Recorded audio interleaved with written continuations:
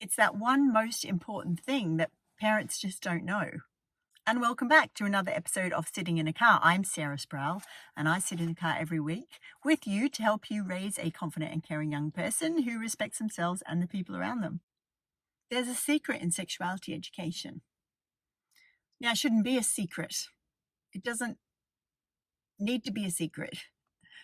But I think it's a secret because most sexuality educators aren't thinking this way. And this is the one most important thing that parents need to get their head around, because if we could get our head around this one thing, everything would flow easier for us. Everything would be simpler for our kid. All the information and all the connection that we want to build with our young person is going to flow from this one thing.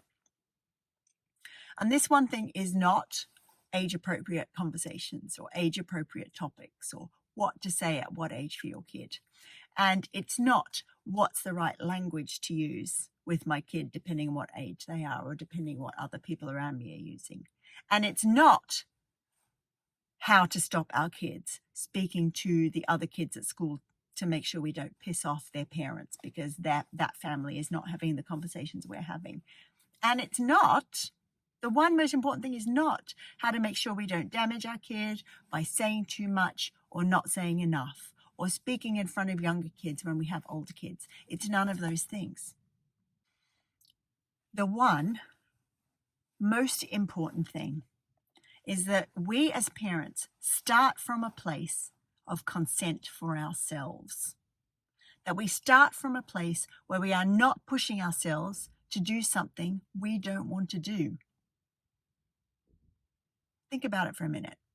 In no other area of anything to do with sexuality do we think it's okay for one person to push another person into doing something they don't want to do. It's not okay for me to tell you who you want to kiss. It's not okay for me to tell you what sort of sex you want or you should have. It's not okay for me to tell you even how to do that or where to do that. And that is non-consent. Someone telling someone else what to do. But sexuality educators and a lot of the press have been saying to parents for a long time, you should be having these conversations with your kids. Your kids need you to have these conversations with them. And if you're not doing it, then you should feel guilty and you should feel ashamed because you're not the parent they need you to be. And I call bullshit on that, because the one most important thing that parents, me included, can get our heads around that will make a huge game-changing difference to our kid is that we do not need to push ourselves to do this thing.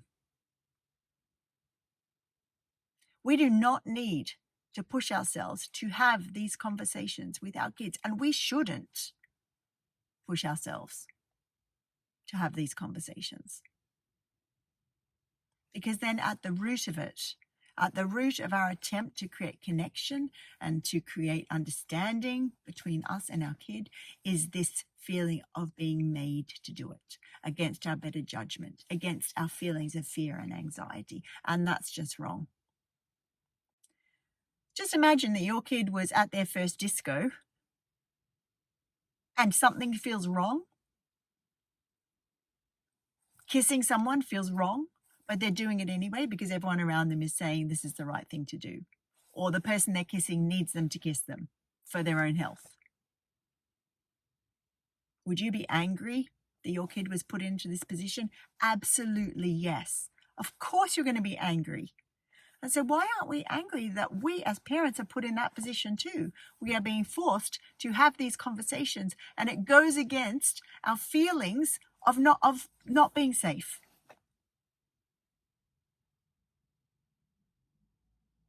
So here's the one most important thing.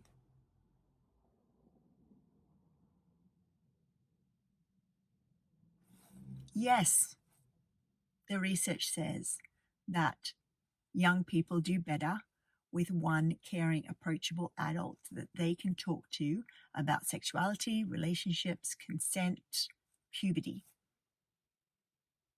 When kids have positive conversations with someone they trust, those kids have a better time of growing up. That's true. But it is equally true that as a parent, we need to learn how to treat ourselves with consent, particularly in this area, to model to our kid what consent looks like, what self-care looks like, what self-respect looks like, what self-compassion looks like. Because when we can model that, when we really understand what it feels like to treat ourselves like that, we can show our kids. Our kids can learn from what we do. And that is where the power comes. That is where the richness of connection builds. So the next time that you feel like you have to start a conversation, stop and notice. And allow yourself the opportunity to say, no, I don't want to have this conversation. It doesn't feel right. And that is the most important thing that parents haven't been told. And that's sitting in a car for another week where wait, there's more. I forgot to say the most important thing. I'm running a workshop on November 16th about this very thing, about self-consent. Because when we as parents can get the foundations of self-consent right, that is where everything will start changing for us in our parenting, particularly around comfortable conversations about bodies, puberty, sex, relationships, babies, the whole thing. So have a look for a link. It'll either be below or above. It's going to be 2 hours with me on a Saturday around lunchtime. And we're going to get to talk to each other. Not just me doing this like one directional conversation. You will have the opportunity to ask me questions and really get down to the nitty gritty of what is happening in your family, what is making you feel uncomfortable, and what are the things that we can talk through together to make that easier for you. Because when it's easier for you, it's going to be easier for your kids. And that's what we're all here for, right? To make our kids' lives easier in the long run, to get them connected to who they are, to get them understanding how they can stand up for the things they need and want, and how to keep themselves safe in the face of other people's pressure on them to do things that they might not want to do. So that's sitting in a car for another week. Bye for now.